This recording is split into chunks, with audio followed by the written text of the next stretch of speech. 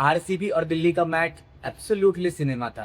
अगर आप एक फ़िल्म देखने भी जाते तो शायद आपको इतना रोमांच और फ़िल्म में नहीं मिलता जितना आरसीबी और दिल्ली के मैच में देखने मिला।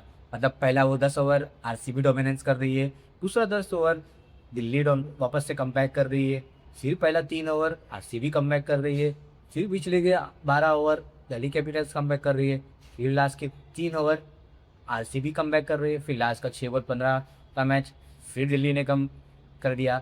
मतलब इतना सिनेमैटिक मैच आज तक नहीं हुआ।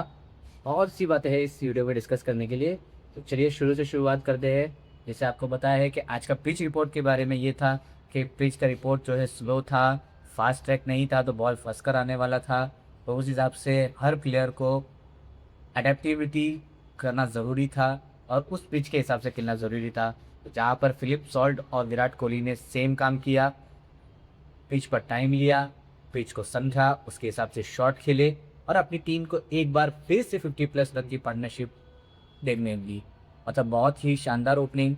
इस साल विराट कोहली का इंटेंट तो एकदम सबसे अलग ही है। उसके बाद डेविड पडिक्कल आते हैं, वो रन बॉल खेलते हैं, आउट हो जाते हैं। और 10 ओवर में जहाँ पर 99 रन था आरसीबी का, तो सबको ऐसा लग रहा था कि आरसीबी डोमिनेंस कर रही है। लेकिन नहीं, दिल्ली ने बोला रुकिए, अभी हमारा कमबैक बाकी है। फिर वो आते हैं, कमबैक करते हैं और आरसीबी को जो है 180 के अंदर टोटल के अंदर रहने में सक्षम करते हैं। सबको ऐसे ही लग रहा था कि भाई चलिए अब आरसीबी के हाथ से तो ये मैच गया। लेकिन भुवनेश्वर कुमार बोलते हैं कि भाई रुकिए, अभी हम पर भरोसा कीजिए। हम भले से टीम इंडिया में भी नहीं खेल रहे हैं, लेकिन सेकंड हाईएस्ट क्रिकेटर अभी भी हम ही हैं। अगर देखेंगे यूजुअली चहल के बाद तो दूसरे नंबर पर मैं ही हूँ, 208 विकेट लेकर मैं खेल रहा हूँ। वो आते हैं, 2 ओवर में 3 विकेट लेते हैं, 9 रन पर 3 विकेट गिर जाती है। सबको ऐसा लगता है कि आरसीबी ये मैच टोटल जीत जाएगा। लेकिन फिर क्या होता है, केएल राहुल बोलते भाई ये चिन्ना स्वामी जो ग्राउंड है ना, वो हमारा है और यहाँ पर हम डोमिनेंस करेंगे, आप नहीं। इतनी ताबड़तोड़ शुरुआत देकर चले जाते हैं वो हेजलवुड को लपट्टा मार के। एक ही ओवर में उनका जो क्लास था, उनकी जो लाइन थी, उनकी जो लेंथ थी, सब कंफ्यूज करके रख देते कि भाई मैं बॉल डालूँ कहाँ। हेजलवुड जो अपने आप से खुद ये सवाल करने लग जाते हैं। ये एक ही लेंथ पर 3 अलग अलग शॉट देखने मिलते हैं। कभी वो ऑफ साइड से खींचकर फ्लिक शॉट मारते हैं, कभी उसी को भी टाइम करके थर्ड मैन और शॉर्ट मैन के बीच में से बाउंड्री ले लेते हैं, कभी अपर कट मार के चौका ले लेते हैं। मतलब जो क्लास दिखाई है एल राहुल ने, अनबिलीवेबल। ये मैच उन्होंने एक तरफा कर दिया। मतलब ये था कि बाद में सिर्फ आपको 8 के रन रेट से खेलना था। लेकिन दिल्ली वाले बोले भाई हम पर भरोसा रखिए, हम हमारी ये पुरानी आदत है कि अगर हमको अच्छा स्टार्ट मिलने के बाद हम थोड़ा कोलैप्स करते ही है। साफ नज़र आया, करुण नायर आए, के बाद समीर रिजवी जो 2 मैच के हीरो है वो आए, ये आउट होकर चले गए। शंका एक ही ओवर में दोनों आउट होकर निकल गए। जब केएल राहुल खेल रहे थे तो क्रिस्टन स्टब्स अपना टाइम लेकर आराम से मैच को चला रहे थे, क्योंकि ज़्यादा बड़ा रन रेट तो था नहीं, 8 का ही रन रेट आपको जो है चेज़ करना था, तो आराम से खेल रहे थे। जैसे ही केएल राहुल आउट होते हैं, अक्षर पटेल आते हैं। सबसे बड़ा जो सिनेमैटिक मैच था वो यही मोमेंट था कि जब अक्षर पटेल आते हैं तो वहाँ पर वो स्टार्टिंग्स में हेजलवुड को एक दो शॉट काफ़ी अच्छे लगाते हैं, लेकिन जिस तरीके से वो रिटायर्ड होकर बाहर गए और जो सिचुएशन पर वो रन चाहिए था, क्या वो फैसला आरसीबी के अगेंस्ट गया?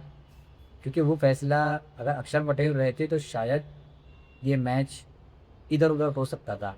क्योंकि वो रिटायर्ड और ऊपर बाहर गए, फिर लास्ट ओवर में 6-15 पर तोमायो शपथ के सामने डेविड मिलर रहते हैं। पहला बॉल सिंगल, दूसरा बॉल सिंगल, भी 6 भी 6 भी 4, इस तरीके से मैच ख़त्म करते हैं। तो आरसीबी को ये मैच जो है ना बहुत चुलेगा, चुलेगा इस वजह से कि वो आपके हाथ का मैच था। अक्षर पटेल का वो डिसीज़न, ग्राउंड से बाहर जाना, डेविड मिलर का अंदर आना। इससे पहले भी डेविड मिलर रिटायर्ड हट हुए थे, फिर उसके बाद वापस से पिच के अंदर आए और वो मैच उन्होंने लगभग जिता दिया था। लेकिन किस्मत का खेल था और आज उनको ये मौका मिला और उन्होंने ये मैच काफ़ी लिख के की। 2-4 गलतियाँ जो हाईलाइट करने जैसी है। स्टार्टिंग्स में जब 2 ओवर में 3 विकेट भुवनेश्वर कुमार ने ले लिए, तो उसके बाद तीसरा ओवर भी आप उनका करवा दीजिए। क्यों आप केएल राहुल और क्रिस्टन स्टब्स को सेट होने का मौका दे रहे? वो ओवर में जॉश हेजलवुड को देते हैं और उसमें 14-15 रन मारकर केएल राहुल जो है, जो पावर प्ले एकदम कम चल रहा था, उसको पावर प्ले को एकदम लेवल में लाकर खड़ा कर देते हैं। तो एक ये गलती हुई। दूसरा ये कि आप सुरेश शर्मा, आपके जब बॉलिंग नहीं चल रही है उनकी, तो उसके बाद आपका बैकअप ऑप्शन नहीं है, आप डायरेक्ट रोमायो शेफर्ड को लास्ट में लेकर आते हैं। आप रोमायो शेफर्ड को पहले करवा दीजिए, आपने उनको लिया ही है एज अ ऑलराउंडर ना, नहीं तो उसके बाद आपके पास छक्का और चौका ने बॉलिंग का, रोमायो शेफर्ड ही है ना, सातवां ऑप्शन तो है ही आपके पास, तो आप उनको करवा दीजिए। लेकिन आप गेम को लास्ट तक लेके जाने की सोचते हैं, सिर्फ 16वां ओवर 15वां ओवर आप भुवनेश्वर कुमार को दे देते, हालांकि आपको 2 लास्ट ओवर के लिए रखिए। तो बहुत सी चीज़ें ना आपको चेंज करने जैसी थी, लेकिन आपने उस चीज़ को चेंज नहीं किया। तो ये 2-4 गलतियाँ जो मुझे समझ में आई ये मैच हारने के कारण। आपको ऐसा लगता है कि नहीं ये होना चाहिए था, इस चीज़ को चेंज करना चाहिए था, तो वो भी आप कमेंट कर बताइए। लेकिन आरसीबी वालों के लिए तो बहुत बुरा लग रहा है ना, हाथ को आया और मुँह को ना लगा।